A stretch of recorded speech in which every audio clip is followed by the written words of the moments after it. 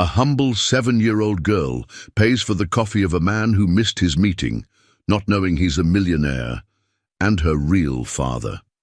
Just before the story starts, wherever you are on your journey, consider this your sign to keep going. The morning rain had finally stopped, leaving behind puddles that reflected the grey Manhattan sky. 7-year-old Emma Parker clutched her small pink umbrella in one hand and 3 crumpled dollar bills in the other, money she'd saved from doing extra chores at Mrs. Wilson's apartment downstairs. Today was special. Today, Emma could finally buy her mother that chocolate muffin she'd been eyeing at Baker's Corner. Remember, straight to the bakery and back home, her mother, Beth, had instructed before leaving for her early morning shift at the diner. At 29, Beth Parker worked 2 jobs to keep their tiny 1-bedroom apartment in the less desirable part of town. Emma pushed open the heavy glass door of the cafe, the little bell announcing her arrival. The warmth and the smell of fresh coffee embraced her immediately. She stood in line, counting and recounting her money, making sure she had enough. That's when she noticed him, a tall man in an expensive suit, frantically patting his pockets, his face flushed with frustration. "I'm sorry, sir, but your card was declined," the barista said, loud enough for everyone to hear. The man checked his watch, 8:47 a.m., and muttered something under his breath. This can't be happening. Not today. Emma observed how his hands trembled slightly as he searched through his wallet again. She recognized that look of desperation. She'd seen it on her mother's face too many times. "I have a meeting at 9 that I can't miss," the man explained, his voice strained. "The most important meeting of my career, and my wallet must be in my other jacket." Without thinking twice, Emma stepped forward, stretching her small arm up to the counter. "I can pay for his coffee, please," she said, offering her $3 bills. The cafe fell silent. The man turned, noticing Emma for the first time. "You don't have to do that, sweetie," he said gently. "It's okay," Emma replied with a shrug. "My mom says helping others is more important than anything else." Something in the man's expression changed, a flicker of recognition, perhaps, or just surprise at finding kindness in this unlikely source. He knelt down to Emma's level, and for a moment their eyes met. "That's very generous of you," he said, his voice suddenly hoarse. "What's your name?" "Emma Parker," she answered proudly. "I'm 7. The man's face paled slightly. "Parker," he repeated, as if testing the word. "And your mother?" "Beth Parker. She works at Miller's Diner and cleans offices at night." The barista interrupted, sliding the coffee across the counter. "Here's your Americano, Mr. Richardson." "Thank you," the man, Mr. Richardson said, not taking his eyes off Emma. "I'm James Richardson." Emma smiled, revealing a missing front tooth. "Nice to meet you, Mr. Richardson." James reached for his coffee with unsteady hands. "Emma, I want to pay you back. Would you like a muffin or something?" Emma's eyes brightened. "Actually, I was going to buy a chocolate muffin for my mom. She works so hard and chocolate makes her happy." James signaled to the barista. "1 chocolate muffin, please, and another Americano for later." He paid with the money Emma had given him, plus additional cash he found in his suit pocket. As they waited, James studied Emma's features. Her hazel eyes, the shape of her nose, the strawberry blonde hair pulled back in a messy ponytail, the same strawberry blonde hair that Catherine had. "Here you go," the barista said, handing Emma a bag with the muffin and giving James his change and extra coffee. "Thank you for saving my morning, Emma Parker," James said, his voice thick with emotion. "You're quite an extraordinary young lady." Emma beamed. "You're welcome. I hope your meeting goes well." As Emma skipped toward the door, James called after her. "Which diner did you say your mother works at?" "Miller's Diner on 23rd Street, Emma replied, waving goodbye. James watched her disappear around the corner, the pink umbrella bobbing along. He pulled out his phone and quickly dialed his assistant. Reschedule the Johnson meeting, he said firmly. Something more important just came up. In his pocket was the receipt from the cafe. He'd written on the back, Emma Parker, age 7. Mother, Beth Parker. Below that, a question mark and the date 7 years ago when Catherine had left him without explanation. James Richardson sat in his sleek black Bentley outside Miller's diner, his hands gripping the steering wheel so tightly his knuckles turned white. The Johnson meeting, a potential $50 million acquisition, hadn't even crossed his mind since he'd met Emma. The child with Catherine's eyes and his mother's smile. "Are you sure you want to do this, sir?" asked Martin, his driver and longtime confidant, eyeing him through the rear-view mirror. "I have to know, Martin." James loosened his tie. 7 years ago, Catherine disappeared without explanation. Now there's a 7-year-old girl with my last name who looks just like her. Just be careful, sir, if she is yours. Martin let the implications hang in the air. James nodded. "I know." The diner was busy with the lunch crowd when James entered, scanning the waitresses until he spotted her, Beth Parker, according to her name tag. She was slender, with dark hair pulled back into a practical ponytail, moving efficiently between tables. James chose a booth with a clear view of her section and waited. When Beth approached with her order pad, there was no hint of recognition in her eyes. "Welcome to Miller's. What can I get you today?" Her voice was pleasant, but tired. "Just coffee for now." James studied her face. "You're Beth Parker."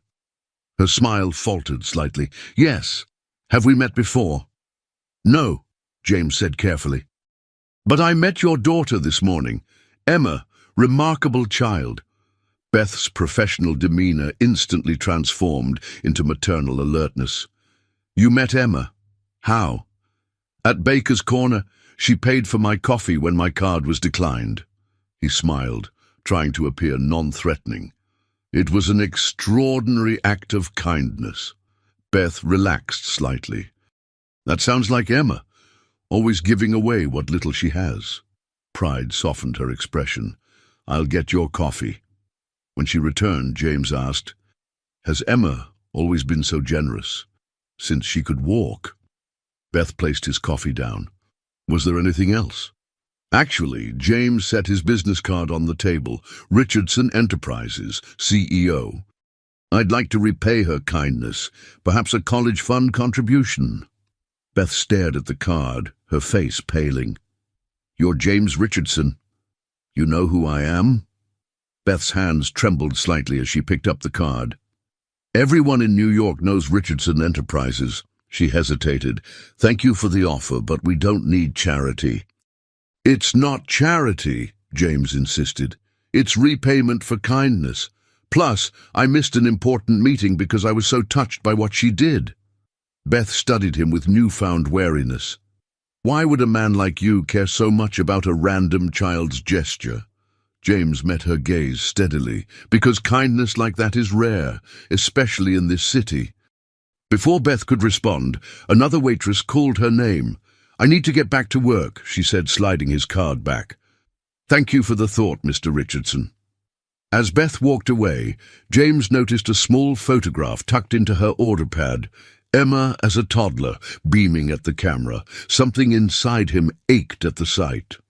He left a $100 tip under his coffee cup and departed, more determined than ever to uncover the truth. Back in his office, James paced before the floor-to-ceiling windows overlooking Manhattan. "I need everything you can find on Beth Parker and her daughter Emma," he told his private investigator over the phone. "School records, birth certificate, previous addresses, everything." "Any particular reason?" the investigator asked. James paused, watching a cloud pass over the city. "I believe she might be my daughter." Emma balanced carefully on the wooden stool in their small kitchen, stirring the macaroni and cheese while Beth folded laundry nearby. Their apartment was modest, a one-bedroom with Emma sleeping in the bedroom and Beth on the pull-out couch, but it was clean and filled with evidence of their close bond. Emma's artwork covered the refrigerator, and mismatched mugs from their weekend thrift store adventures lined the open shelving. "Mom, I met a man in a fancy suit today," Emma said, tongue poking out in concentration as she stirred. Beth's hands stilled on the towel she was folding. "Mr. Richardson, the one from the cafe?" Emma nodded. "He seemed sad until I helped him. Then he bought you a muffin." She pointed to the paper bag on the counter. "Chocolate, your favorite." Beth crossed the kitchen and hugged her daughter from behind. "You're too good for this world, Emmy Bean." "He asked where you worked," Emma continued innocently. "Did he come to see you?" Beth stiffened. "He did, actually." "Was he nice?" Beth resumed folding, her movements more deliberate. "He was. Polite." She changed the subject. "How was school today?" Later that night, after tucking Emma in, Beth retrieved a worn shoebox from the highest shelf in her closet. Inside were fragments of a life she'd left behind, a few photographs, letters, and a newspaper clipping about Catherine and James Richardson, Manhattan's golden couple. Beth's fingers trembled as she touched the old hospital bracelet with her real name, Elizabeth Walker. Next to it lay a sealed envelope addressed to Emma, to be opened on her 18th birthday. The whole truth about why they had fled, why they had changed their names, and why she had raised Catherine's daughter as her own. "I promised to keep her safe," Beth whispered to the empty room, tears welling in her eyes as she remembered her best friend's final request. The following morning, Beth dropped Emma at school and headed to her second job cleaning offices. As she entered the Richardson Enterprises building as part of the cleaning crew, her heart raced. For 7 years, she had avoided any connection to the Richardson name, and now here she was, vacuuming the very floors of his empire. "New assignment today," her supervisor announced. "Executive floor needs special attention for a meeting." Beth's stomach dropped. "Executive floor? Isn't that usually Maria's area?" "She's out sick. You're up." As Beth pushed her cart into the elevator, memories flooded back. Catherine's desperate phone call, the hospital, the baby, the promise, the escape. The newspaper headlines that followed. "Tech mogul's wife vanishes. Richardson offers reward for information." And then the elevator doors opened to reveal a sleek reception area with Richardson Enterprises emblazoned on the wall in chrome letters. Beth kept her head down, focusing on her task, praying she wouldn't encounter James himself. Her prayers went unanswered when a familiar voice called out, "Beth!" She turned slowly to find James Richardson standing in the doorway of his office, shock evident on his face. "What are you doing here?" he asked, approaching her. "I work for Metropolitan Cleaning Services," she answered, gesturing to her uniform. "Just doing my job." James studied her with intensity. "Quite a coincidence."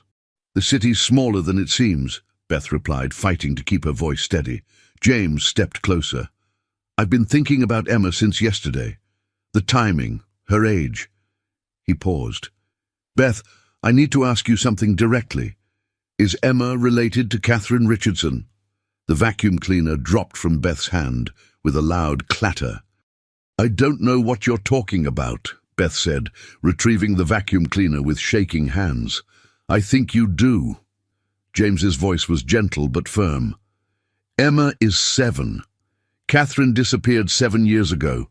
The resemblance is unmistakable." Beth straightened, meeting his gaze with newfound resolve. "Mr. Richardson, I appreciate your interest in my daughter, but your assumptions are misplaced. Emma is my child. I have the birth certificate to prove it." "Birth certificates can be falsified," James countered, his eyes never leaving hers. "I need to finish my work." Beth turned away, but James caught her arm. "Please," he said, his voice breaking slightly. "If you know anything about what happened to Catherine, I'm going to lose my job if I don't complete this floor." Beth interrupted, pulling away. James released her and stepped back. "I'll find the truth, Beth. One way or another." As Beth hurried to the elevator, her mind raced. They needed to leave. Tonight. Start over again, somewhere new. She had promised Catherine she would keep Emma safe, especially from him. Across town, in a well-appointed office, private investigator Daniel Reeves sifted through the information he'd gathered on Beth Parker. Birth records showed a Beth Parker born in Ohio who died as an infant, a common tactic for assuming a false identity. School records for Emma indicated enrollment only 3 years ago, with no prior history. Bingo, Daniel murmured as he discovered a hospital record from 7 years earlier. A baby girl born to Catherine Richardson, with a nurse named Elizabeth Walker listed as present during delivery. The same Elizabeth Walker who had vanished the same day as the infant and Catherine Richardson. Daniel picked up his phone. "Mr. Richardson? I think I found something." Meanwhile, Beth picked Emma up early from school, her heart pounding. "We're taking a little trip," she explained, trying to keep her voice light. "But what about school?" "And your jobs?" Emma asked, confused by her mother's unusual behavior. "It's an adventure," Beth insisted, throwing clothes into a suitcase. "Like we've talked about, remember? Sometimes we need to be ready to go quickly." Emma nodded solemnly. They had practiced this game before, how to pack essential items in under 5 minutes, where to meet if they got separated, the importance of their emergency cash stash. Beth had always framed it as preparing for natural disasters, but it had always been for this moment. As Beth zipped the suitcase, a knock at the door froze her in place. Through the peephole, she saw James Richardson standing in the hallway. "Beth! I know you're in there," he called. "Please just talk to me." "Mom," Emma whispered, sensing her mother's fear. "Is that the man from the cafe?" Beth pressed a finger to her lips, gesturing for Emma to be quiet. They waited, barely breathing, until James knocked again. "I know about Elizabeth Walker," he said through the door. "I know you were there when Emma was born. I just want to understand what happened to Catherine."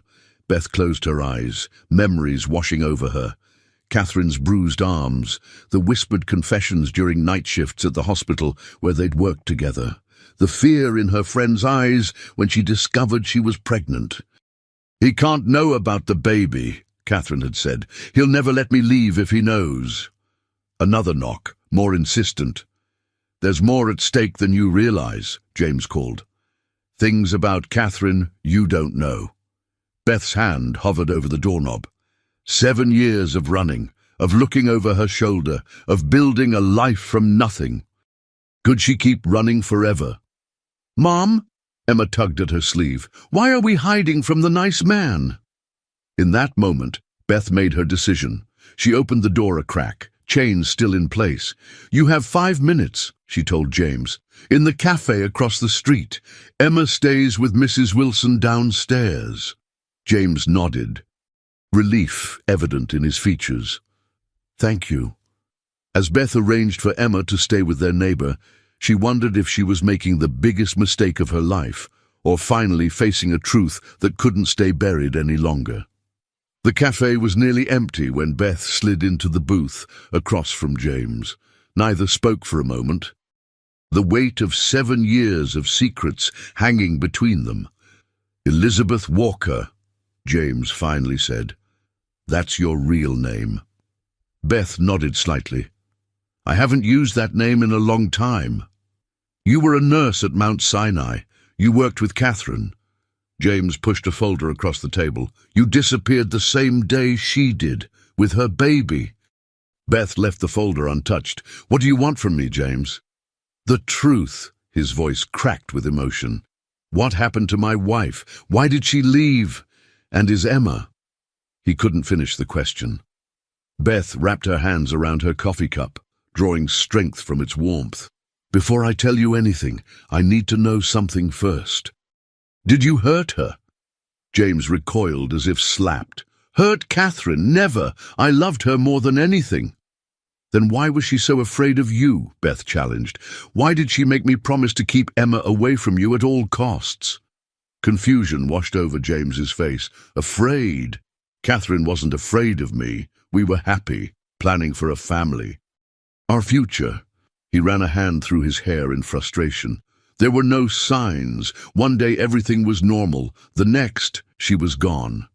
Beth studied him intently, searching for deception. She told me you were controlling. That when she tried to leave once before, you threatened her. That's not true, James insisted. She never tried to leave.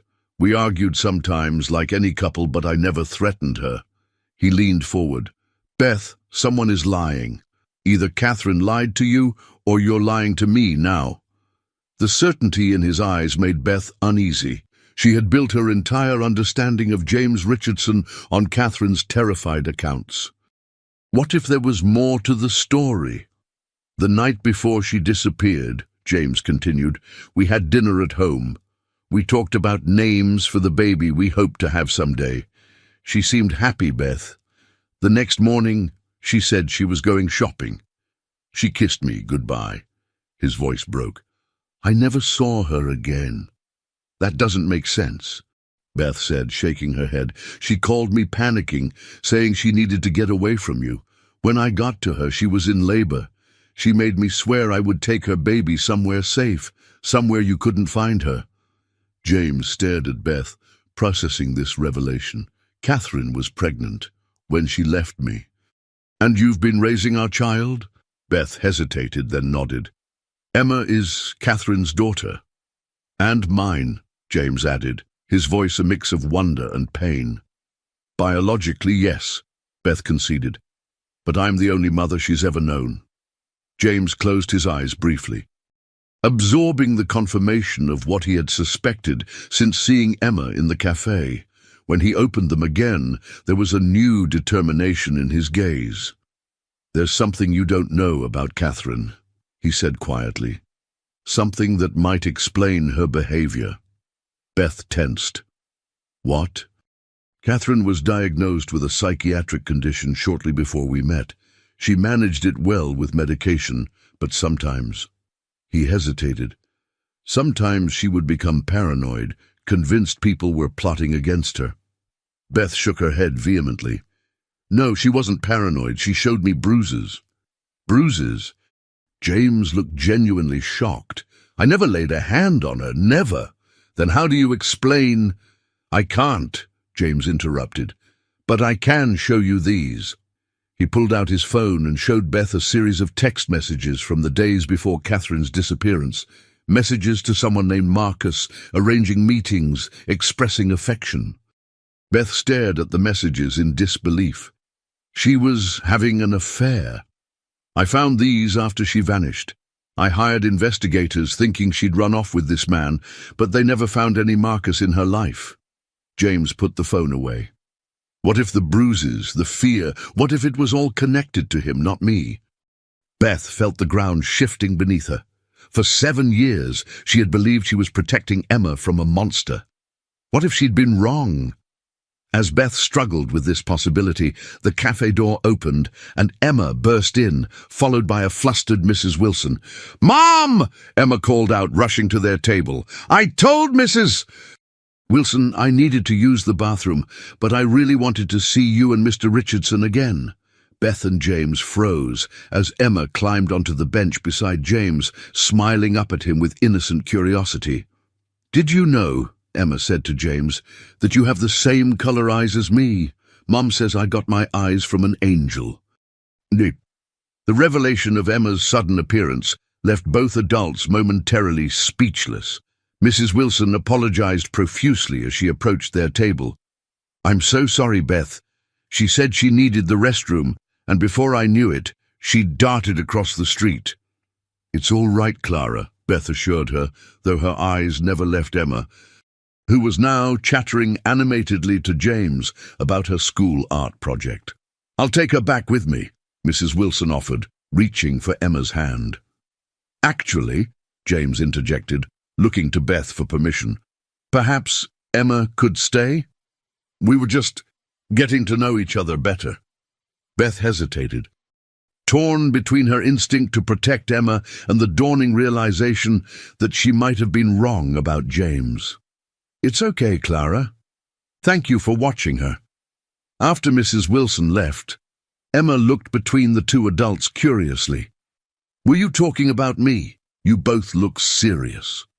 Beth reached across the table and took Emma's small hand in hers.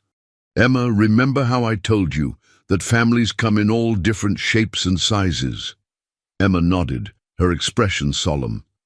"Like Zoe at school, who has 2 moms, and Tyler, who lives with his grandma." "That's right," Beth continued, her voice gentle. "And sometimes a child can have more than one set of parents who care about them." Emma's brow furrowed. "Like in adoption?" "Something like that," Beth confirmed, her heart racing. She glanced at James, who was watching the exchange with a mixture of hope and apprehension.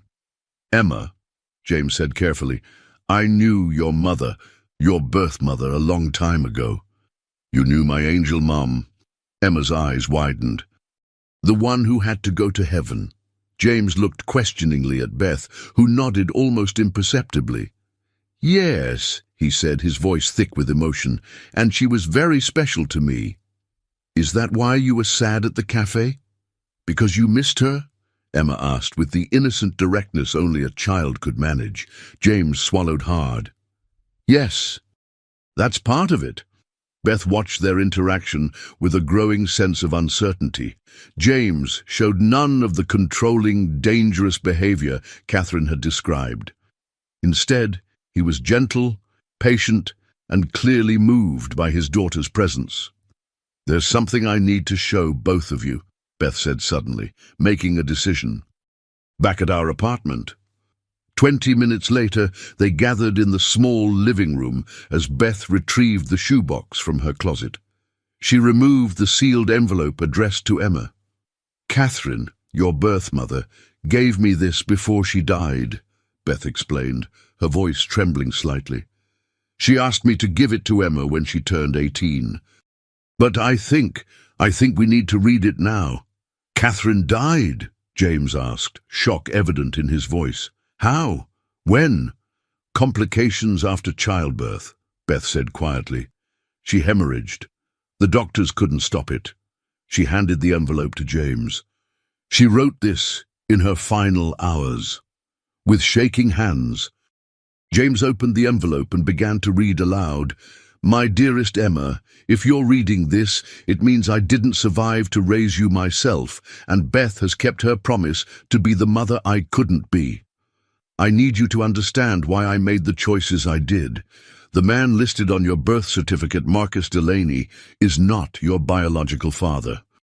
Your true father is James Richardson, a man I loved deeply but came to fear. At least I thought it was fear. Now, as I feel my life slipping away, I'm no longer certain.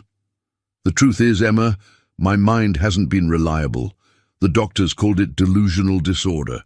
Sometimes I believe things that weren't real, saw threats where none existed.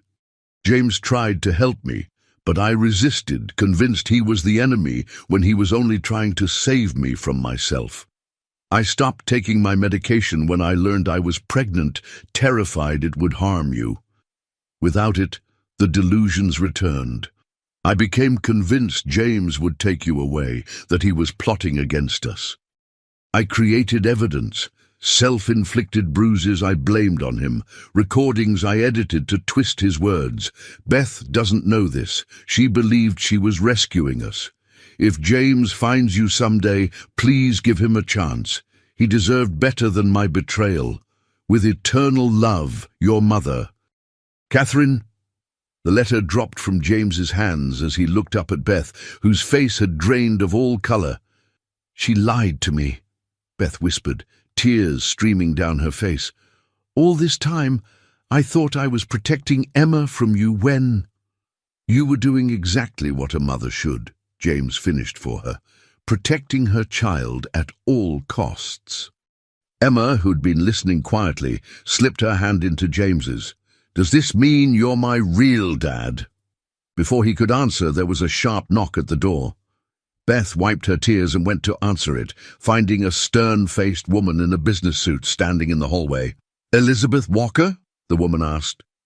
"I'm Andrea Morrow with Child Protective Services. We've received information that you've been raising a child under a false identity. I'm here to discuss Emma Richardson's custody situation." Behind her stood Daniel Reeves, the private investigator, looking uncomfortable but determined. "I'm sorry," he said to James over the woman's shoulder. "But once I found the birth certificate with Catherine's name and discovered the false identity, I was legally obligated to report it." James stood up, positioning himself between the door and Emma. "There's been a misunderstanding," he began, but the damage was already done. Beth turned to him, her eyes wide with betrayal. "You did this? You called them?" "No," James insisted. "I would never—" "Ms. Walker," the CPS worker interrupted, "I need to speak with Emma alone, and then we'll need to discuss temporary placement while this situation is investigated." Beth's world collapsed around her as she realized that despite Catherine's deceptions, her greatest fear was coming true. She was about to lose Emma. Emma clung to Beth's leg, her small body trembling as the CPS worker, Ms. Morrow, explained the situation in clinical terms. "This is standard procedure when we discover potential identity fraud involving a minor," she said, flipping through her paperwork. "Emma will need to stay in temporary care while we investigate." "She's not going anywhere," Beth said firmly, her arm protectively around Emma's shoulders. "This is her home. I'm the only mother she's known for 7 years. James stepped forward, his expression resolute. "Ms. Morrow, I'm James Richardson. I'm Emma's biological father. And I've only just learned of her existence today." He handed her his business card. "I understand protocol must be followed, but removing Emma from the only home she's known would be traumatic and unnecessary." Ms. Morrow looked between them, skepticism evident. "Mr. Richardson, the tech entrepreneur?" Her eyes narrowed. "This complicates matters further. If you're claiming paternity, we'll need DNA verification." "Of course," James agreed immediately.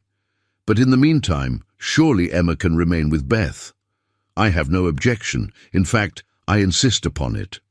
The investigator, Daniel Reeves, shifted uncomfortably by the door. "I should clarify something," he interjected. "I didn't file the CPS report. I simply located the birth records showing Catherine Richardson as the mother. Someone else must have reported this situation." Ms. Morrow consulted her notes. "The report was filed anonymously this morning, claiming a child was being raised under false pretenses by someone using a stolen identity." Beth and James exchanged worried glances. Who else knew about their situation? "Please," Beth implored, her voice breaking. "She has school tomorrow, friends, a routine. Don't take her away from everything familiar." Ms. Morrow's professional demeanor softened slightly as she observed Emma's frightened expression. "Here's what we can do. Given Mr. Richardson's willingness to cooperate and his acknowledgement of your role in Emma's life, I can authorize a temporary joint custody arrangement pending investigation. Emma stays here, but Mr. Richardson will need supervised visitation rights, and I'll need to conduct weekly home visits." Relief washed over Beth's face. "Thank you." "Don't thank me yet," Ms. Morrow warned. "This is temporary. There will be court hearings, DNA tests, background checks. And Ms. Walker, or Parker, you'll need to answer for the identity fraud." After signing preliminary paperwork and scheduling follow-up appointments, Ms. Morrow and Daniel finally left. The moment the door closed, Beth collapsed onto the couch, her body shaking with suppressed sobs. "I'm so sorry," James said, sitting beside her but maintaining a respectful distance. "I swear I had nothing to do with that report." Beth nodded, believing him despite everything. "If not you, then who? Who else would care about our situation?" "I don't know," James admitted. "But I intend to find out." Emma crawled into Beth's lap, her small face serious. "Are they going to take me away from you, Mom?" "No, sweetheart," Beth assured her, though her eyes met James's with uncertainty. "We're going to figure this out together." James knelt before them, choosing his words carefully. "Emma, there are going to be some changes, but Beth will always be your mum. And if you're willing, I'd like the chance to be part of your life too." Emma studied him thoughtfully. "As my dad?" "Yes," James said, his voice thick with emotion. "As your dad." Emma looked between them, processing this new reality with remarkable composure for a 7-year-old. "So I'll have a mum and a dad now. Like regular kids?" Beth managed a watery smile. "Yes, like regular kids." Later that night, after Emma had finally fallen asleep, Beth and James sat at the small kitchen table, cups of cold coffee between them. "We need a plan," James said, running a hand through his disheveled hair. "The identity fraud charges could be serious." "I did what I had to do to protect her," Beth said defensively. "I know," James assured her, "and I'm grateful. But now we need to protect you, too." He hesitated. "I have resources, lawyers, connections. Let me help." Beth studied him, still reconciling the monster Catherine had described with the man before her. "Why would you help me? I kept your daughter from you for 7 years. "Because you loved her enough to upend your entire life for her," James replied simply. "And because Emma needs you." Beth nodded slowly, accepting his offer. As James prepared to leave, promising to return the next day with his legal team, Beth had one more question. "What happens when this is all settled? What kind of arrangement do you want with Emma?" James paused at the door. "I've missed 7 years of her life. I want to be her father in every sense of the word." He met Beth's gaze directly. "But I would never separate her from you. We'll find a way to make this work, for Emma's sake." As the door closed behind him, Beth sank to the floor, overwhelmed by the day's revelations. Outside, a figure watched from a parked car as James left the building, making a note of the time before driving away. The Richardson Enterprises conference room felt impossibly large to Beth as she sat beside James, facing his team of high-powered attorneys. 2 weeks had passed since the CPS visit, and their temporary arrangement had held. Emma remained with Beth, while James visited daily, gradually building a relationship with his daughter. "The good news," said Vivian Chen, James's lead attorney, "is that we've confirmed paternity through DNA testing. As Emma's biological father with no history of abuse or neglect, Mr. Richardson has a strong claim to custody." Beth's heart sank, though she'd been expecting this. "However," Vivian continued, "the courts generally favor stability for the child. Ms. Walker." "Parker," Beth corrected reflexively. After years of using the name, it felt more real than her birth name.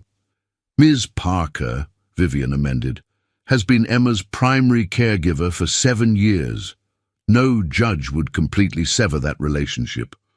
"I don't want to sever anything," James interjected firmly. "I've made that clear from the beginning." Another attorney, a silver-haired man named Edward, cleared his throat. "The identity fraud charges are more problematic. Using a deceased infant's identity to create false documentation carries potential felony charges." Beth paled. "I could go to prison." "Worst-case scenario, yes," Edward confirmed. "But we have mitigating circumstances. Your care for Emma, the circumstances under which you assumed custody, Catherine's letter." "What are you suggesting?" James asked. "A unified front," Vivian explained. "We present this as a unique situation where 2 people are committed to one child's well-being. We emphasize that Ms. Parker acted out of compassion, not criminal intent." "And the anonymous tip to CPS?" Beth asked. "Have you discovered who made it?" The attorneys exchanged glances. "Not yet," Edward admitted, "but we're working on it." Outside the conference room, Emma sat with James's assistant, Miranda, who had brought coloring books and snacks to keep her occupied during the meeting. Through the glass walls, Beth could see Emma chatting animatedly, apparently unfazed by the adults' serious discussions about her future. "There's one more option," Vivian said carefully, "one that would resolve many of these issues simultaneously." "What is it?" James asked. "Marriage," Vivian stated simply. "If you two were to marry, it would give both of you legal rights to Emma, resolve the identity issues under family unification provisions, and present a stable home environment to the court." The suggestion landed like a bomb in the room. Beth stared at Vivian in disbelief, while James looked equally stunned. "That's absurd," Beth said finally. "We barely know each other." "It would be a legal arrangement," Vivian clarified. "Strictly for Emma's benefit. You could maintain separate residences if desired, though that would somewhat undermine the stability argument." "There has to be another way," James insisted, though he looked less opposed than Beth had expected. As the meeting concluded, with promises to explore all options, Beth and James collected Emma and walked toward the elevator in uncomfortable silence. "Ice cream?" Emma suggested, looking between them hopefully, oblivious to the tension. James smiled, grateful for the distraction. "Excellent idea." At the ice cream parlor, they sat at a small table while Emma happily devoured a chocolate sundae.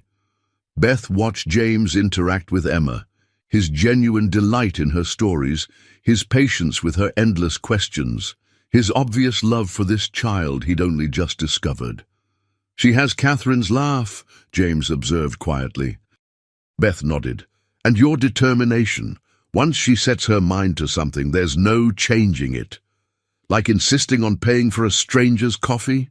James smiled. "Exactly like that." Beth hesitated. "James, about what Vivian suggested." "It's just one option," he assured her quickly. "An extreme one." "Is it, though?" Beth mused, surprising herself with the question. "If our priority is Emma's well-being and stability." James studied her carefully. "Beth, are you actually considering this?" Before she could answer, Emma interrupted. "Mom? Dad, look!" She pointed to the television mounted in the corner of the ice cream shop, where a news segment showed Catherine's father, Senator William Hartford, announcing his candidacy for president. "And as I begin this campaign," the distinguished older man was saying, "I do so with the memory of my beloved daughter Catherine, whose tragic disappearance 7 years ago remains unsolved. I vow to strengthen protections for families across America." James's expression darkened. "William never approved of me. He blamed me when Catherine vanished, insisted I must have done something to her." He turned to Beth. "Did Catherine ever mention problems with her father?" Beth shook her head. She rarely spoke about her family, except to say they had high expectations. As they watched, the camera panned to show a man standing behind Senator Hartford, a stern-faced individual with cold eyes. "That's Marcus Delaney," James said, his voice tight. "Catherine's former security chief and the man she named as Emma's father on the birth certificate." Beth stared at the screen in shock. "He works for her father." "Apparently." James pulled out his phone and began typing rapidly. "And according to my sources, he's been working for the senator since before Catherine and I even met." His eyes met Beth's, a new understanding dawning. What if Catherine's paranoia wasn't entirely unfounded? What if someone was manipulating her? As they left the ice cream shop, neither noticed the black sedan that pulled away from the curb to follow them, or the camera lens that captured their every move. The playground buzzed with the sound of children's laughter as Beth sat on a bench watching Emma and James build an elaborate sandcastle. 3 months had passed since their lives had collided, and an uneasy routine had developed. James visited daily, sometimes taking Emma to his penthouse for dinner, while Beth adjusted to sharing the parenting role she'd handled alone for so long. "They look happy together," observed Miranda, James's assistant, who had become a friend to Beth during this strange transition. "They do," Beth agreed. feeling the familiar mixture of joy and apprehension that accompanied these moments. She adores him, and he's completely besotted with her, Miranda added. I've never seen him like this. He rearranges billion-dollar meetings to make her school plays. Beth smiled despite herself. Whatever her complicated feelings about James, she couldn't deny he was a devoted father. The court hearing is next week, she said, changing the subject. The final custody determination. Miranda squeezed her hand sympathetically. James won't let you lose her. It's not just about custody anymore, Beth confessed. The identity fraud charges are still pending. My lawyer says they're pushing for prosecution. Who's pushing? The DA? Someone with influence is pressuring them, Beth confirmed. James thinks it might be Senator Hartford. Miranda looked surprised. Catherine's father? Why would he care about you? Because of Emma, Beth said quietly. His granddaughter, a Hartford by blood. Even if she doesn't know it. Across the playground, James was helping Emma add flags to the towers of their sandcastle, their heads bent together in concentration, the resemblance between them unmistakable. Have you and James discussed Vivian's suggestion? Miranda asked carefully. Beth felt her cheeks warm. The marriage option? We've mentioned it a few times. It's the simplest solution legally, but it's not simple emotionally, Miranda finished for her. Exactly. Beth watched as James caught Emma at the bottom of the slide, spinning her around while she squealed with delight. I'm not sure I even know who he really is. 1 minute. He's the ruthless CEO making multi-million-dollar deals, and the next, he's on his knees playing tea party with Emma. Maybe both versions are real, Miranda suggested. People contain multitudes, especially complicated ones like James. Their conversation was interrupted when James and Emma approached, flushed with excitement. Mom! Dad's taking us to the museum with the dinosaurs tomorrow, Emma announced. Beth raised an eyebrow at James. Oh, is he? James had the grace to look sheepish. I should have checked with you first. Yes, you should have, Beth agreed, though without real anger. These boundary negotiations were ongoing, a delicate dance as they learned to co-parent. Please, Mom, Emma pleaded. Dad says they have a new T-Rex exhibit.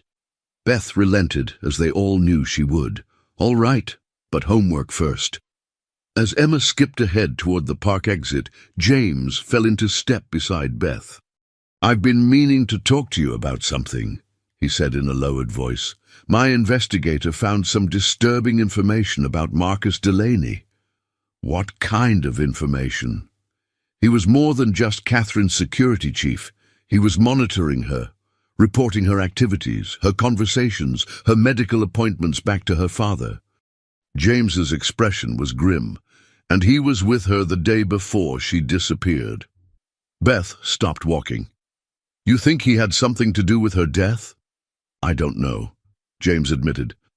But I find it suspicious that the man she falsely named as Emma's father now works directly for the senator who's running for president. A campaign that's partially built on sympathy for his missing daughter. But Catherine died of complications after childbirth, Beth reminded him. I was there. Were you with her the entire time? James asked. From the moment she called you until she died. Beth thought back to that chaotic night. No, there were periods when the medical team asked me to step out. And after Emma was born, I was focused on the baby while they worked on Catherine. James nodded as if confirming a suspicion. We need to get Catherine's complete medical records. Something doesn't add up. As they reached the park exit, a tall figure stepped into their path. Marcus Delaney himself, immaculately dressed in a suit despite the casual park setting. Mr. Richardson, he said smoothly. Ms. Walker, or is it Parker? So many names, it's hard to keep track. James instinctively moved closer to Emma and Beth. What do you want, Delaney? Just a friendly conversation. Marcus's smile didn't reach his eyes. Senator Hartford is very interested in meeting his granddaughter. Emma is my daughter, James stated firmly, and Beth's. Biologically, she's a Hartford, Marcus countered. The senator has rights. He has no legal standing, James retorted, and if he wants to meet Emma, he can reach out directly, not send his errand boy to intimidate us at a playground. Marcus's facade of pleasantry slipped momentarily. The senator is prepared to be generous, financially and otherwise. He's also prepared to ensure certain fraud charges disappear. His gaze shifted meaningfully to Beth. Are you threatening us? Beth asked, her voice steady despite her racing heart. Offering solutions, Marcus corrected. The senator simply wants a relationship with Catherine's child. Think about it. He handed James a business card. The offer expires after the court hearing. As Marcus walked away, Beth clutched Emma's hand tighter. He knew exactly where to find us. We're being watched, James confirmed grimly. And now we know why. That night, after Emma was asleep, Beth and James sat in her small living room, speaking in hushed voices. Hartford wants to use Emma in his campaign, James concluded. America's beloved lost daughter's child, reunited with her grandfather. It's a powerful narrative. At what cost? Beth asked. What happens to Emma's stability, her routine, her normal childhood? James looked at her directly. I think we need to seriously consider Vivian's suggestion. Marriage would strengthen our legal position against Hartford, consolidate our parental rights, and resolve your legal troubles. Beth took a deep breath. And after the threat passes, what then? We figure it out, James said simply, one day at a time for Emma's sake. Beth realized with startling clarity that somewhere along this chaotic journey she had come to trust James Richardson, the man she'd once feared and avoided, with the most precious thing in her life, Emma's future. Okay, she said quietly. Let's do it. The autumn rain pattered against the windows of James's penthouse as Beth paced the expansive living room, her wedding ring catching the light with each turn. They had been married for 6 weeks, a small, private ceremony, with only Emma, Miranda, and the attorneys as witnesses. To the outside world, it was a practical arrangement. To Emma, it was a fairy tale come true. To Beth and James, it had become something neither had anticipated, a partnership built on mutual respect and a shared love for their daughter. They're late, Beth noted, checking her watch again. Hospital records take time to access, even with court orders, James reminded her. Daniel will be here. As if summoned by his name, the elevator chimed, and Daniel Reeves stepped into the penthouse, carrying a waterproof messenger bag and looking grave. You found something, James said immediately, recognizing the investigator's expression. Daniel nodded, placing his bag on the glass coffee table and extracting a thick file. It took some doing. Senator Hartford's people tried to block the subpoena, but the judge overruled them. He spread several documents across the table. These are Catherine's complete medical records from Mount Sinai, including toxicology reports that weren't in the original file. Beth sat down, her nursing training kicking in as she scanned the technical documents. This can't be right, she murmured after a moment. What is it? James asked, moving to look over her shoulder. Catherine's blood work showed massive amounts of pitocin, a drug that induces labor contractions, but she was already in active labor when she arrived at the hospital. There would be no medical reason to administer it. Especially not in these quantities. Beth looked up, horrified. This level could cause uterine rupture and severe hemorrhaging, which is exactly what killed her, Daniel confirmed grimly. James's face had gone ashen. Are you saying someone deliberately caused her hemorrhage? Yes, Daniel said, and there's more. The hospital security footage from that night shows Marcus Delaney entering the maternity ward wearing scrubs. He accessed the medication room approximately 20 minutes before Catherine's condition deteriorated. Beth felt the room spinning. I was getting coffee, she whispered. The nurse, Andrea, said Catherine was stable. That I should take a break. When I came back, there were alarms, people rushing in. Andrea Myers, Daniel confirmed, consulting his notes. She left the hospital the next day and now works as Senator Hartford's personal nurse. James sank onto the sofa, his face a mask of controlled fury. Hartford had his own daughter killed? His pregnant daughter? Not killed, Beth corrected, her mind racing to connect the pieces. The plan wasn't to kill her. It was to separate her from the baby, from you. Something went wrong. Hartford never approved of me, James said hollowly. He thought I wasn't good enough for his daughter, that I'd married her for the Hartford connections, the political influence. But to go this far... Beth shook her head in disbelief. Daniel pulled out one final document. This is a copy of Catherine's original will, filed with her family attorney. It states explicitly that if anything happened to her, custody of any children should go to her father, not to James. It's dated 2 months before she disappeared. She never filed that will with our attorney, James said, studying the document. And this signature. It doesn't look right. It's forged, Daniel confirmed. I had a handwriting expert analyze it. Beth stood abruptly. Where's Emma? With Miranda at the museum, James reassured her. They have security with them.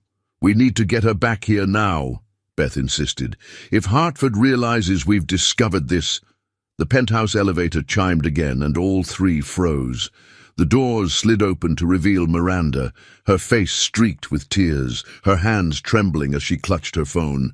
They took her, she gasped. 3 men in suits.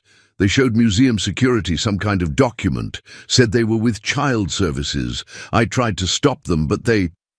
She held up her phone, displaying a photo of official-looking papers. They had a court order signed by Judge Reynolds.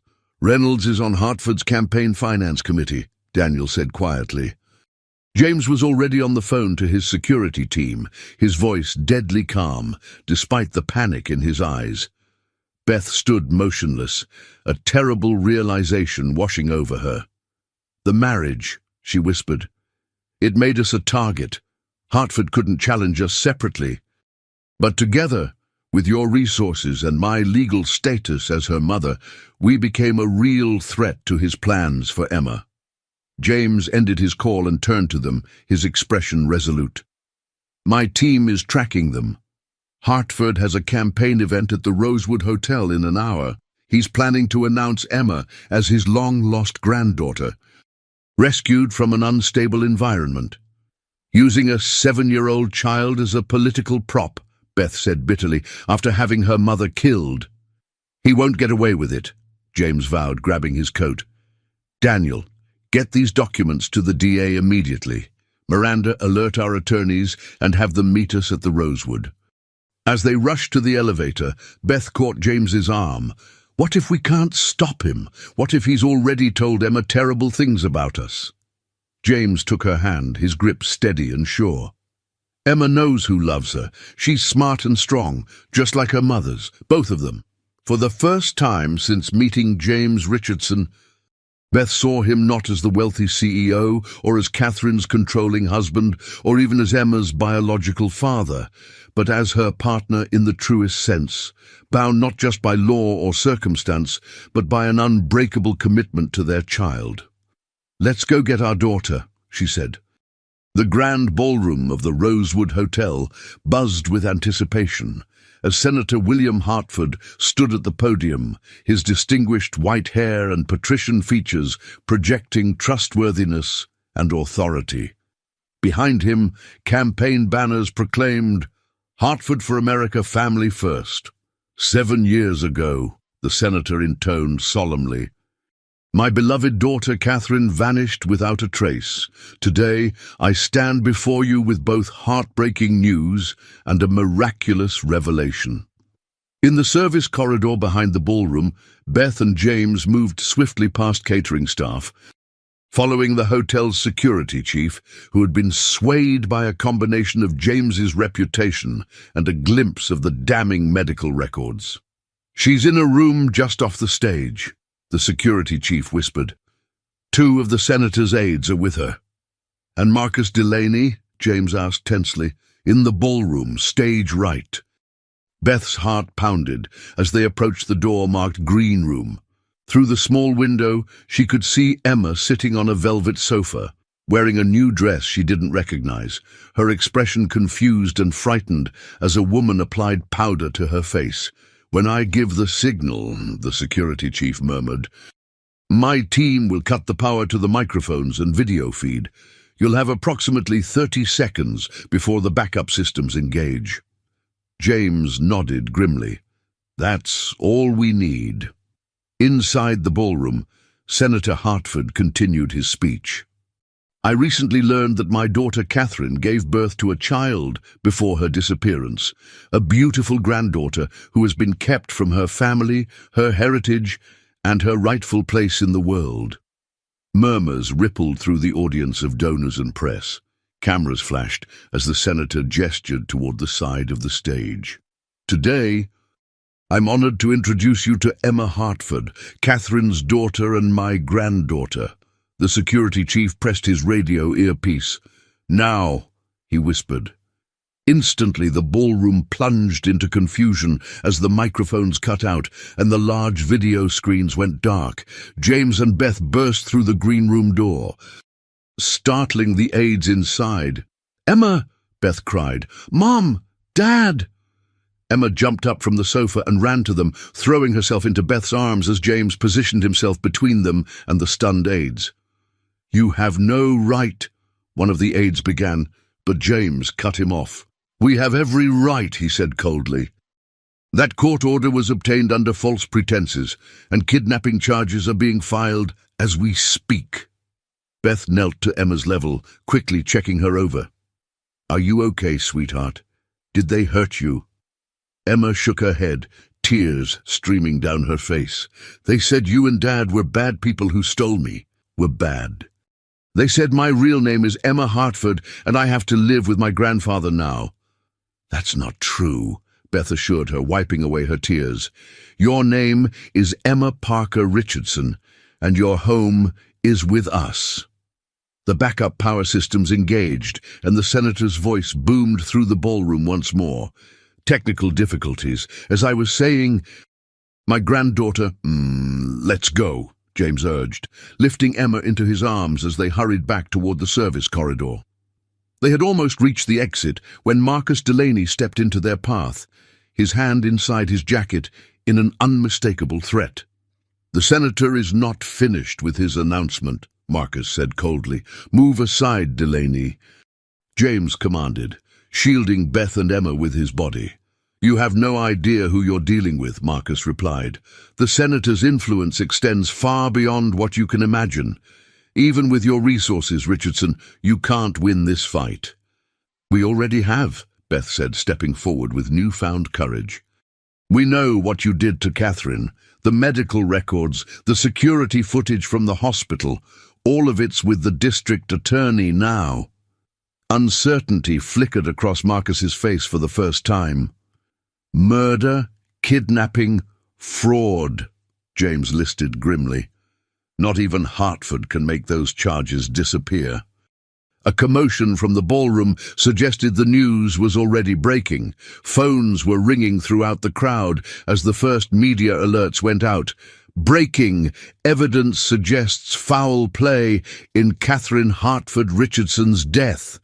Marcus's hand emerged from his jacket, empty. His eyes darted toward the nearest exit. Run if you want, James said quietly, but there's nowhere Hartford's money can hide you now. As Marcus backed away and disappeared down the corridor, Beth clutched Emma tightly to her chest, the reality of how close they'd come to losing her forever, washing over her in waves. In the ballroom, chaos had erupted as reporters shouted questions at the visibly shaken senator, whose aides were frantically trying to usher him off the stage. The carefully orchestrated campaign event had transformed into the beginning of his political downfall. James wrapped his arms around Beth and Emma, creating a protective circle around their family. Let's go home, he said simply. As they slipped out through the service entrance, Emma looked up at them with wise eyes beyond her years. "The man with the white hair is my real grandfather? The one who took me?"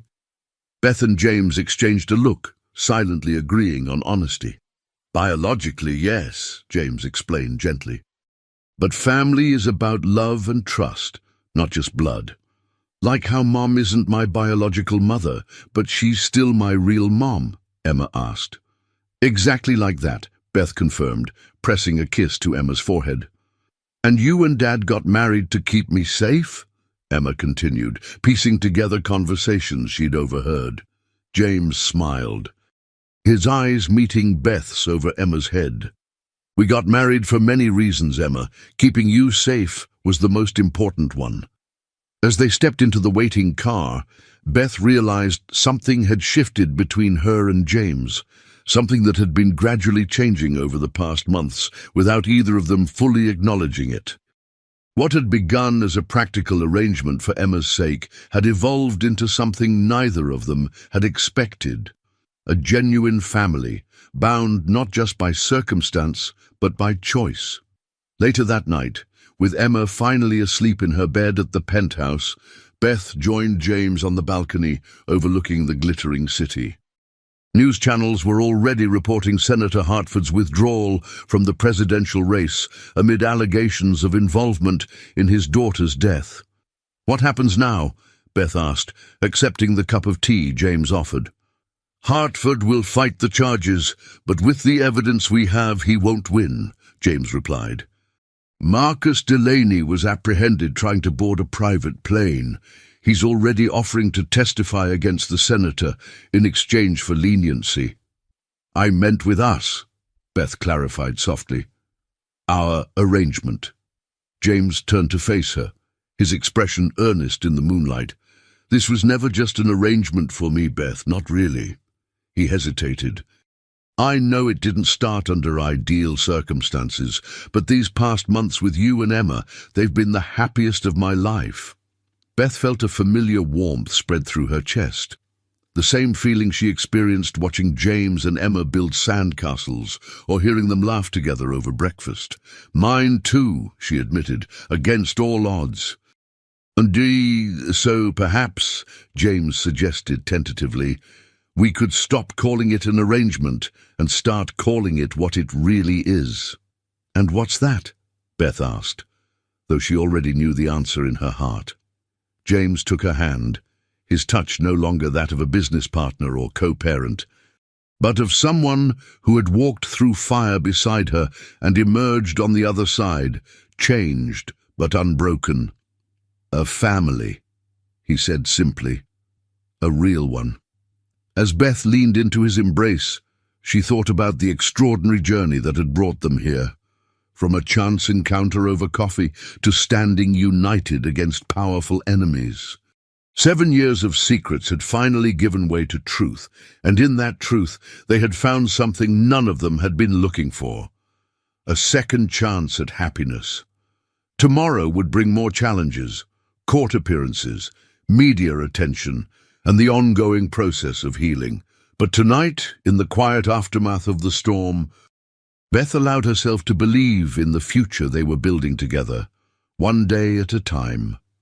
1 year later, the morning sunlight streamed through the windows of their brownstone home in Brooklyn, illuminating the breakfast table where Emma, now 8, was carefully arranging chocolate chip pancakes on a plate.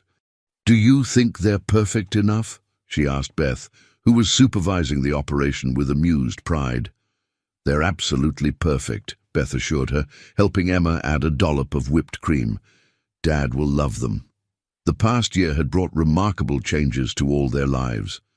Senator Hartford had pleaded guilty to lesser charges in exchange for testimony against Marcus Delaney, who was now serving a 20-year sentence for Catherine's death. The scandal had ended Hartford's political career, though his fortune had cushioned his fall.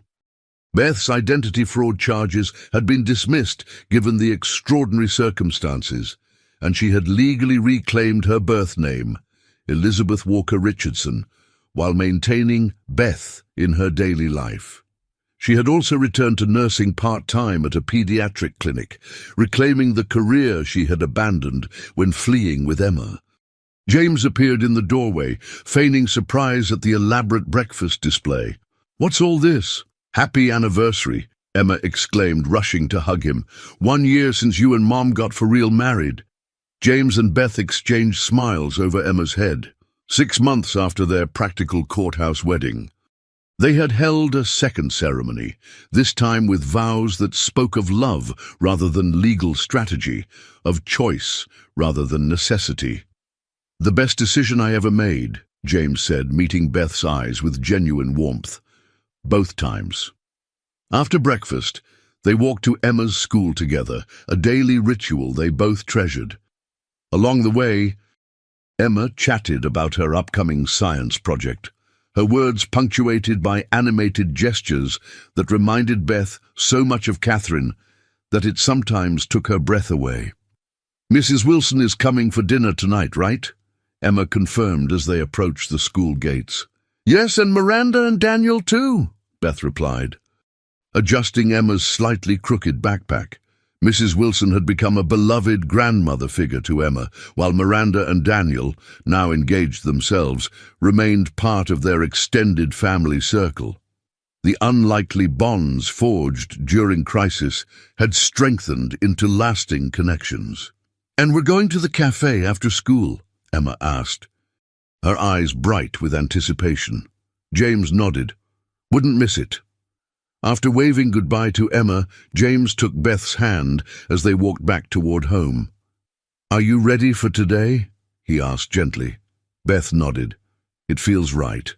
A way to honor Catherine and close the circle." That afternoon, after collecting Emma from school, they made their way to Baker's Corner, the same cafe where Emma and James had first met, over a borrowed $3. "This is it," Emma announced as they approached the familiar glass door. "This is where our family began." Inside, the cafe had barely changed. The same bell chimed as they entered. The same coffee aroma welcomed them, though the baristas were new. They ordered and sat at a corner table, Emma's legs swinging as she sipped her hot chocolate. "Mum, tell me again about the first time you met Dad," Emma requested, though she'd heard the story countless times. Beth smiled, catching James's eye across the table. "Well, it wasn't actually here. It was at the hospital where I worked with your birth mother, Catherine. Over the past year, they had gradually shared Catherine's story with Emma, carefully explaining her illness, her fears, and ultimately, her love for the daughter she would never know. They had created a memory box with photographs and mementos so Emma could connect with her birth mother in her own way. "But this cafe is where the magic started," Emma insisted, "when I gave Dad my $3. "That's right," James agreed, his voice thick with emotion. "The most important $3 of my life." As they finished their drinks, the cafe door opened, and a harried-looking young woman entered, frantically searching through her purse at the counter. From their table, they could hear her distress.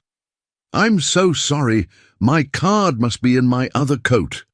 I really need this coffee for a job interview, and I'm already late." Without hesitation, Emma slid from her chair and approached the counter, reaching up to offer her own allowance money. "I can pay for her coffee, please," she said, echoing the words she had spoken to James a year earlier. Beth and James watched, hands clasped together under the table, as their daughter performed the same act of spontaneous kindness that had changed all their lives. The young woman knelt to Emma's level, overcome with gratitude. "Thank you so much. What's your name?" "Emma Parker Richardson," she answered proudly. "My mom says helping others is more important than anything else." The woman smiled. "Your mum sounds very wise." "She is," Emma confirmed. "Both my mums are." As Emma returned to their table, Beth fought back tears of pride and bittersweet remembrance. In that moment, Catherine's presence felt tangible, her legacy living on through her daughter's generous spirit. Outside the cafe, as they walked home hand in hand, Emma between them, James leaned close to Beth's ear. Do you ever wonder what would have happened if she hadn't offered to pay for my coffee that day? Beth considered this for a moment, watching Emma skip ahead to examine a particularly interesting puddle. I think we would have found each other eventually, she said finally. Some connections are just meant to be, no matter how unlikely they seem. Like a dedicated nurse and a workaholic CEO, James suggested with a smile. Like two people who loved the same child enough to overcome everything else, Beth corrected, squeezing his hand. That evening, as their friends gathered around their dinner table, filled with laughter and conversation, Beth observed the family they had created, not through blood or birth, but through choice and circumstance and love. She thought of the twisting path that had brought them here, a desperate promise to a dying friend, 7 years of secrets and fear, a chance encounter over coffee, and the courage to trust again. Emma tugged at her sleeve, interrupting her reverie. "Mom, can I show everyone my Catherine box for dessert?" "Of course, sweetheart." As Emma ran to retrieve her treasured memory box, James wrapped an arm around Beth's waist. "Happy anniversary," he murmured against her hair. Beth leaned into his embrace, savoring the hard-won peace they had found together. "To unexpected beginnings," she whispered back. And as Emma returned, proudly displaying photographs of the mother she would know only through stories and memories, Beth silently thanked Catherine for her daughter, for her sacrifice, and for the extraordinary journey that had transformed 3 fractured lives into one complete family.